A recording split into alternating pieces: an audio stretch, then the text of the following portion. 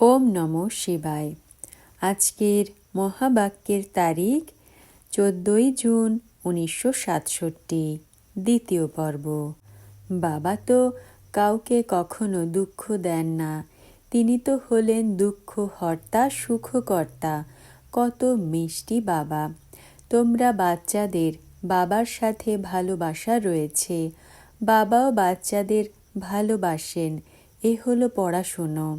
বাবা বলেন, আমি প্র্যাকটিক্যালে তোমাদের বোঝাই। এই ব্রহ্মাও পড়ে অন্যদেরও পড়াও তো কাঁটা থেকে ফুল হবে, অন্যরাও হবে। ভারতকেই মহাদানী গায়ন করা হয়। এখন তোমরা কত মহাদানী হও। অবিনাশী জ্ঞান রত্নের তোমরা দান করো। বাবা বুঝিয়েছেন যে আত্মাই হলো রূপ বসন্ত, বাবাও হলেন রূপ বসন্ত। এতেই সমস্ত জ্ঞান রয়েছে। জ্ঞানের সাগর হলেন পরমপিতা পরমাত্মা। তিনি তো অথরিটি, তাই না? মনুষ্য তো কিছুই জানে না। জ্ঞানের সাগর এক বাবাকেই গায়ন করা হয়। এই জন্যই গায়ন করা হয় যে সমস্ত সমুদ্রকে কালি বানাও, জঙ্গলকে কলম বানাও, তাও কম হবে না। আবার 1 সেকেন্ডে জীবন মুক্তিরও গায়ন রয়েছে। লৌকিকে কোনো পণ্ডিত আদির কাছে গেলে তো বুঝতে পারবে যে এই পণ্ডিত অনেক পড়াশুনো করা, অথরিটি রয়েছে। ইনি সব বেদ শাস্ত্র কণ্ঠ করেছেন। আবার সংস্কার নিয়ে যায় তো ছোটবেলাতেই আবারও অধ্যয়ন করে। তোমরা সংস্কার নিয়ে যাও না, তোমরা পড়াশুনোর রেজাল্ট নিয়ে যাও। তোমাদের পড়াশুনো সম্পূর্ণ হলে তখন রেজাল্ট বের হবে, তারপর সেই পথ পেয়ে যাবে। জ্ঞান থোড়াই নিয়ে যাবে যে কাউকে শোনাবে। সেই সংস্কার নিয়ে গেলে তো ছোটবেলাতেই বিদ্বান আদি হয়ে যায়। এখানে তো তোমাদের পড়াশুনো, যার প্রারব্ধ নতুন দুনিয়াতে প্রাপ্ত হয়। তোমরা বাচ্চাদের বাবা বুঝিয়েছেন যে মায়াও কম শক্তিবান নয়। মায়ার শক্তি হলো দুর্গতিতে নিয়ে যাবার, কিন্তু তার মহিমা থোড়াই করবে যে সে সর্বশক্তিমান। সে তো হলো দুঃখ দিতে শক্তিবান, আর বাবা সুখ দিতে শক্তিবান। এই জন্যই তার গায়ন হয়। এও ড্রামা পূর্ব নির্ধারিত। তোমরা সুখ পাও তো দুঃখ অবশ্যই পেতেই হয়। হার আর জিত কিসের হয় তাও জানা উচিত। বাবাও ভারতে আসেন, শিবের জয়ন্তীও ভারতেই পালন করা হয়। এ কারোরই জানা নেই যে শিব বাবা কবে এসেছেন, কি করেছিলেন এসে। নাম নিশানাই গুম করে দিয়েছে। কৃষ্ণ যে বাচ্চা, তার নাম দিয়ে দিয়েছে। বাস্তবে বিলাভেড বাবার মহিমা আলাদা, কৃষ্ণের মহিমা হলো আলাদা। তিনি হলেন নিরাকার আর কৃষ্ণ হলো সাকার। কৃষ্ণের মহিমা হলো সর্বগুণ সম্পন্ন। শিব বাবার এই মহিমা বলা হবে না। যার মধ্যে গুণ রয়েছে সে তো আবার অবগুণীয় হবে। এজন্য বাবার মহিমা একদমই আলাদা। কৃষ্ণ হলো সাকার, তাকে নিরাকার থোড়াই বলা হবে।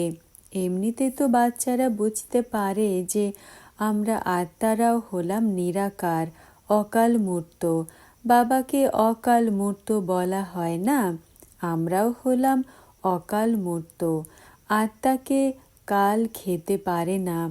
অকাল মূর্ত আত্মার এ হলো সিংহাসন।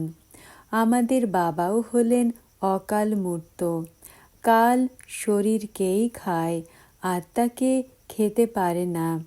এখানে অকাল মূর্তকে আহ্বান করে, সেখানে আহ্বান করবে না, কারণ সেখানে তো সুখই সুখ। এই জন্যই গায়ন করে যে দুঃখে সবাই স্মরণ করে সুখে করে না কেউ।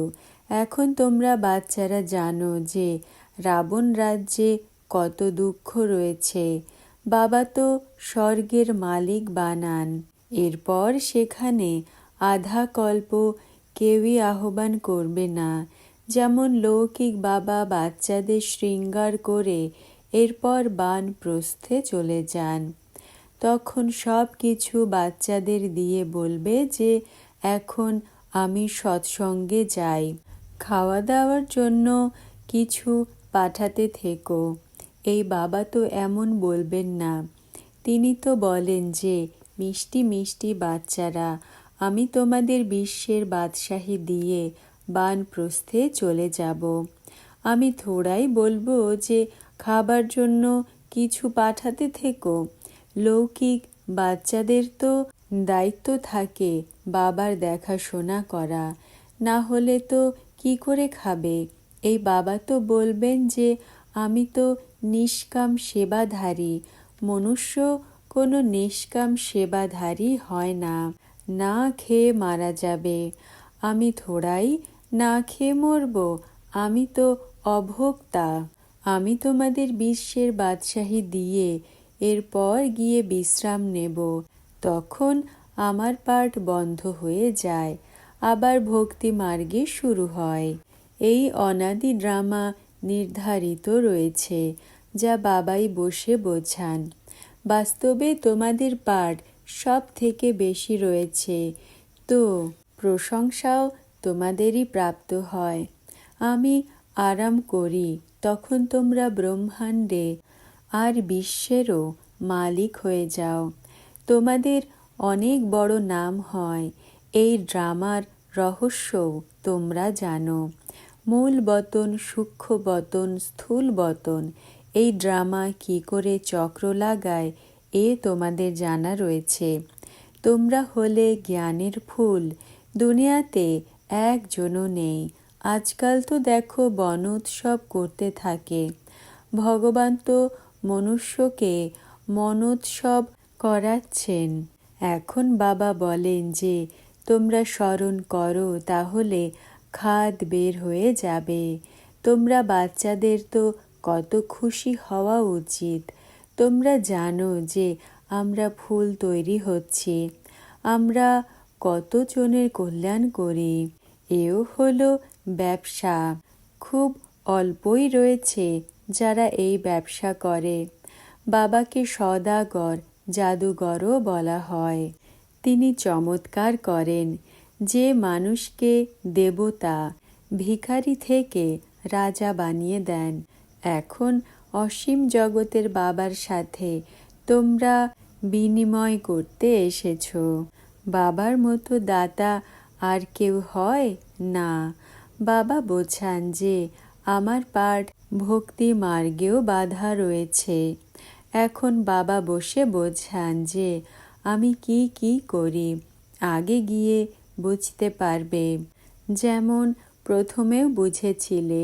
আচ্ছা, বাচ্চাদের স্মরণ, স্নেহ আর নমস্কার। আজকের বরদান: পুরুষার্থের প্রত্যক্ষ প্রমাণ রূপ ভব। ব্যাখ্যা: নিজেকে এক সেকেন্ডে বাণীর থেকে পৃথক বানপ্রস্থ অবস্থাতে স্থিত করতে পারো। যেমন পরিস্থিতি হোক না কেন, পরিবেশ হোক না কেন, বায়ুমণ্ডল হোক অথবা প্রকৃতির তুফান হোক, কিন্তু এই সব কিছু হয়েও, দেখেও, শুনেও, অনুভব করেও যতটাই বাইরে তুফান হবে, ততটা স্বয়ং অচল অটল শান্ত স্থিতিতে স্থিত হতে পারো। ভিন্ন ভিন্ন প্রকারের কারণ হয়েও স্বয়ং নিবারণ রূপ হওয়া, একেই বলা হয় পুরুষার্থের প্রত্যক্ষ প্রমাণ স্বরূপ। ওম নমঃ শিবায়।